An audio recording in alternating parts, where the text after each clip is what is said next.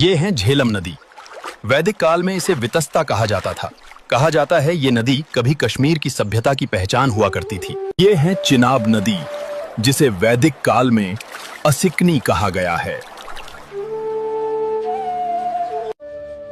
ये है सतलज नदी, जिसे ऋग्वेद में शतुद्री कहा गया है। शतद्रु का अर्थ है 100 धाराओं वाली। ये है कुर्रम नदी, जिसे वैदिक काल में क्रुमु कहा जाता था।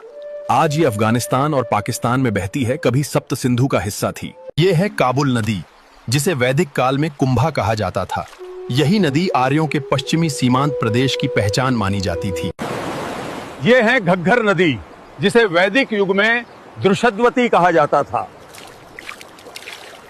ये है व्यास नदी, जिसे वैदिक काल में विपाशा कहा जाता था।